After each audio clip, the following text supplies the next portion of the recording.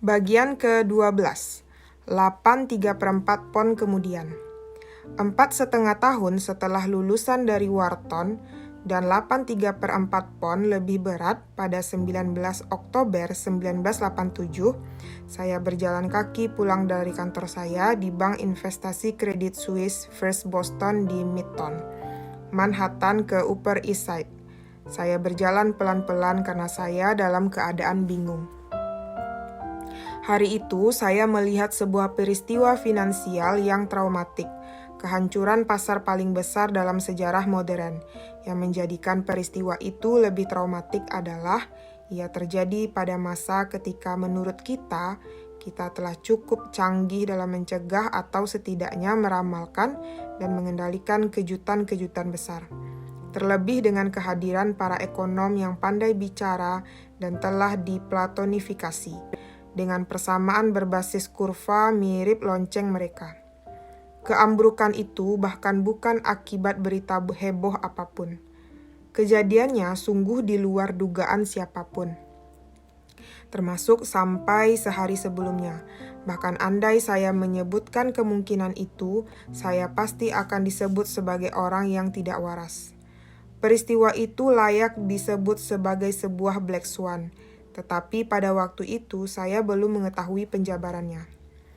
Saya berpapasan dengan seorang teman kerja yang bernama Demetrius di Park Avenue, dan begitu saya mulai berbincang dengannya, seorang perempuan yang sangat gelisah dan tidak mampu mengendalikan diri lagi, langsung menyela percakapan kami.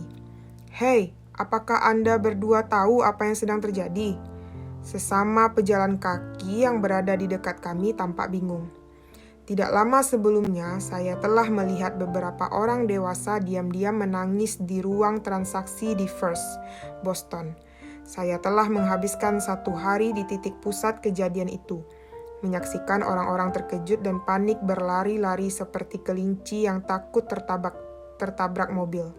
Sesampainya saya di rumah, sepupu saya Alexis menelpon untuk bercerita bahwa tetangganya bunuh diri, melompat dari lantai atas apartemennya. Sebelumnya, tidak ada kejadian yang terasa aneh sama sekali. Rasanya seperti Libanon, kendati sangat berbeda. Karena telah melihat keduanya, saya terkejut ketika melihat bahwa masalah finansial yang berat ternyata bisa menimbulkan demoralisasi lebih parah daripada perang. Hanya dengan pertimbangan bahwa masalah keuangan dengan rasa terhina yang menyertainya dapat menghantar ke bunuh diri. Padahal perang tampaknya tidak sampai secara langsung berakibat demikian. Saya tidak menginginkan kemenangan ala Raja Pyrrhus. Secara intelektual saya telah terbukti benar. Tetapi saya takut menjadi terlalu benar sambil melihat sistem runtuh di depan hidung saya. Saya sungguh tidak ingin menang dengan cara itu. Saya akan selalu teringat mendiang Jimmy P. yang ketika melihat kekayaan netonya sedang terkuras, masih setengah bercanda dengan memohon agar harga pada layar berhenti bergerak. Namun saya langsung sadar bahwa ketika itu saya tidak peduli sama sekali soal uang. Saya mengalami perasaan paling aneh yang pernah saya alami dalam hidup saya. Hiruk-pikuk yang luar biasa itu memberikan tanda kepada saya bahwa saya benar. Tanda yang begitu jelas sampai membuat tulang-tulang saya gemetar. Saya belum pernah merasakannya lagi sejak itu, dan tidak akan pernah bisa menerangkannya kepada orang yang belum pernah mengalaminya. Yang saya rasakan adalah sebuah sensasi fisik. Barangkali suatu campuran antara gembira, bangga, dan teror. Dan saya merasa terbukti benar. Bagaimana caranya?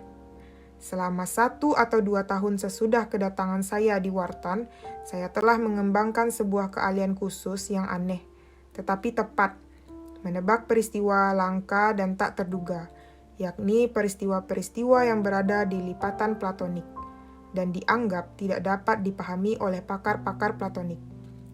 Ingat bahwa lipatan platonik adalah tempat penggambaran kita tentang realitas tidak berlaku lagi, tetapi kita tidak menyadarinya. Pekerjaan saya pada siang hari pada waktu itu berurusan dengan bidang yang disebut quantitative finance. Namun selain sebagai seorang seorang ilmuwan yang menerapkan model-model matematika untuk data keuangan atau sosial ekonomi dan instrumen-instrumen keuangan yang kompleks. Yang berbeda adalah saya menjadi kuan dengan pola pikir yang sangat berlawanan. Saya mempelajari kekurangan-kekurangan dan batas-batas pada model-model ini, mencari lipatan platonik, tempat model-model tersebut tidak berlaku lagi. Saya juga melibatkan diri dalam perdagangan spekulatif, yang jarang bagi para kuan karena mereka biasanya tidak boleh mengambil risiko, karena peran mereka dibatasi pada analisis, bukan pada pengambilan keputusan. Saya yakin bahwa saya sungguh tidak kompeten dalam meramalkan harga-harga pasar. Namun, orang lain pun pada umumnya tidak kompeten, tetapi tidak tahu bahwa mereka mengambil risiko yang besar sekali. Kebanyakan pialang seperti bayi yang mengambil uang receh di depan mesin penggilas jalan, sebuah perbuatan yang sangat berbahaya tetapi tidak disadari oleh pelakunya. Sedangkan yang saya kerjakan cocok bagi Anda yang tidak menyukai risiko, sadar tentang risiko atau memiliki kewaspadaan yang sangat tinggi. Begitu pula kelengkapan teknik yang dimiliki oleh seorang kuan, perpaduan antara matematika terapan, engineering, dan statistik. Selain ketekunan dalam bekerja, ternyata berguna sekali bagi seseorang yang ingin menjadi filsuf.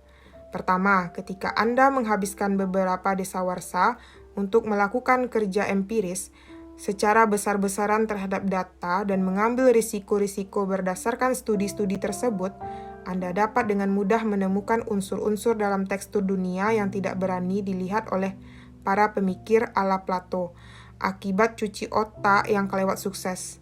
Kedua pengalaman ini memungkinkan saya menjadi orang yang formal dan sistematik dalam berpikir.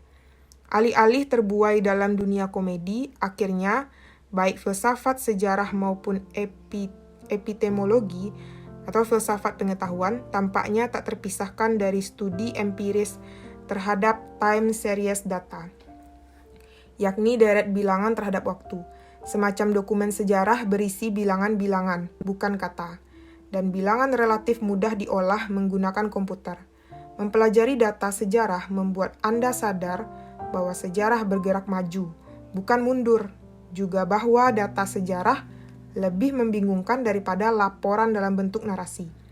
Epistemologi, filsafat sejarah, dan statistik dimaksud untuk memahami kebenaran, menyelidiki mekanisme-mekanisme yang membangkitkannya, dan memisahkan keteraturan dari kebetulan-kebetulan dalam perkara sejarah.